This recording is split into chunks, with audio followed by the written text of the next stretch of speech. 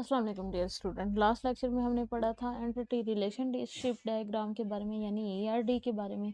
ERD में जो terms use होती हैं और उसके अलावा types of relations, types of entities, generalisation, specialisation, aggregation, ये सारे टॉपिक्स हमने लास्ट में देखे थे।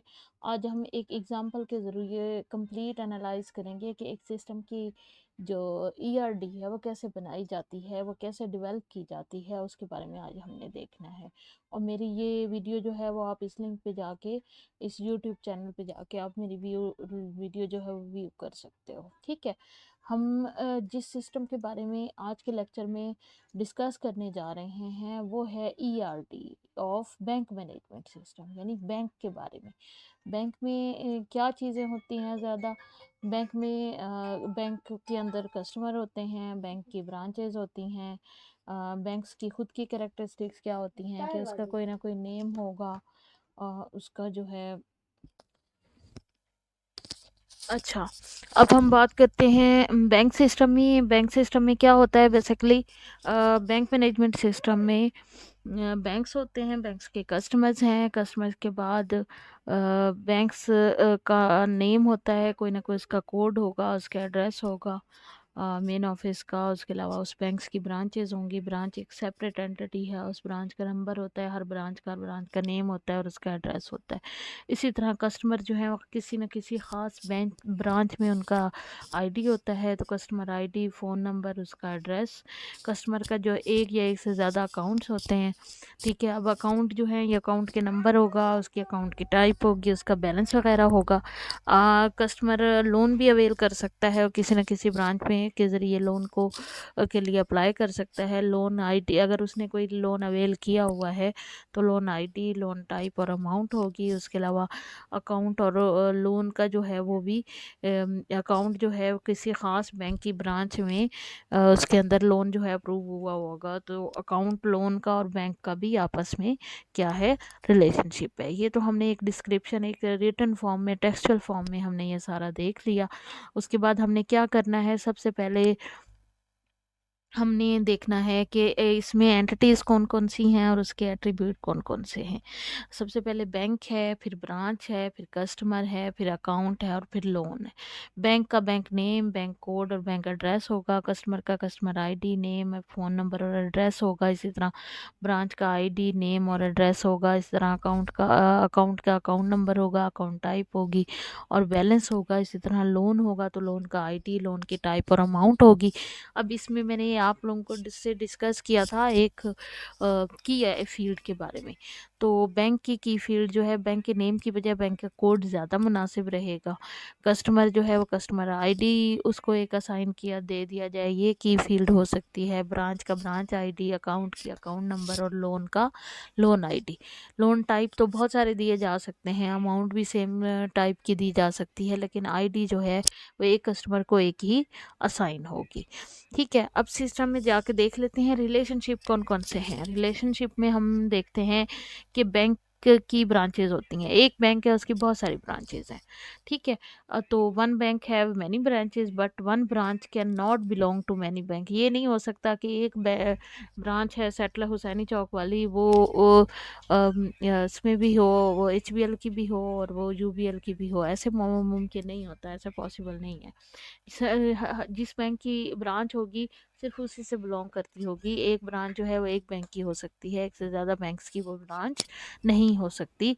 और ब्रांच तभी एग्जिस्ट करती है जब बैंक होगा। अब एचबीएल अगर पाकिस्तान में नहीं, बहावलपुर में नहीं है और उसकी ब्रांच बन गई, ऐसे तो पॉसिबल नहीं है।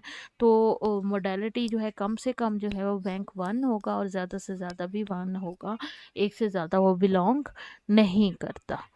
ठीक है।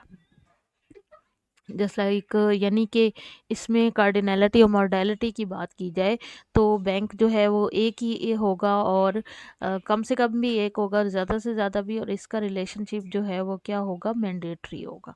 इसी तरह ब्रांच जो है वो एक बैंक की एक ब्रांच भी हो सकती है और बहुत सारी ब्रांचेस भी हो सकती हैं, ऐसे नहीं है, ये इसमें भी मैंडेटरी है रिलेशनशिप।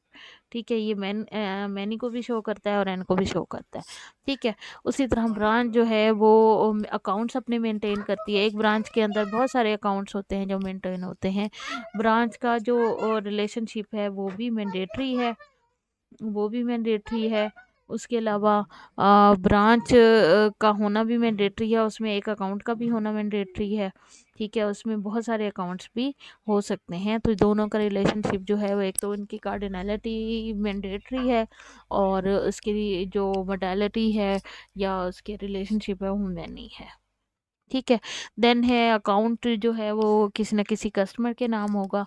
तो बहुत सारे अकाउंट जो हैं, बहुत सारे, कम से कम एक अकाउंट होगा, एक से ज़्यादा अकाउंट भी एग्जिस्ट कर सकते हैं। इसी तरह एक अकाउंट के बहुत सारे कस्टमर यानी एक अकाउंट एक कस्टमर को असाइन होगा।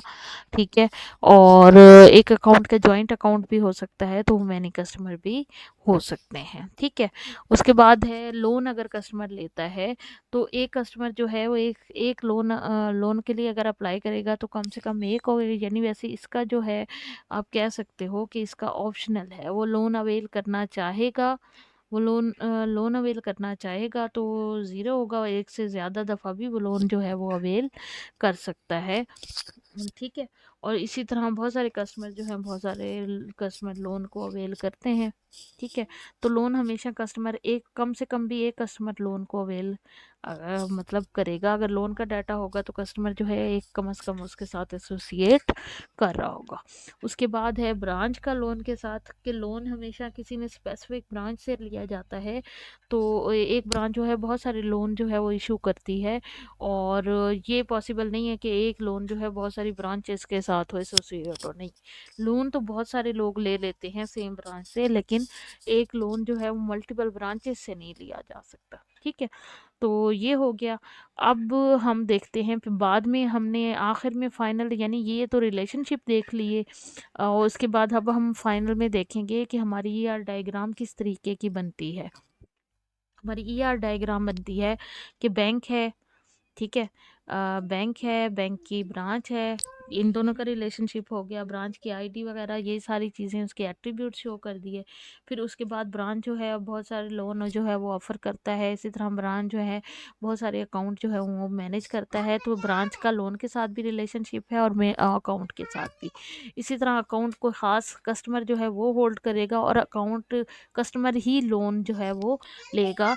तो ये हमने जो छोटी-छोटी डायग्राम्स बनाई थी, उनको कनेक्ट करके हमने एक कंप्लीट ईआर डायग्राम बना ली।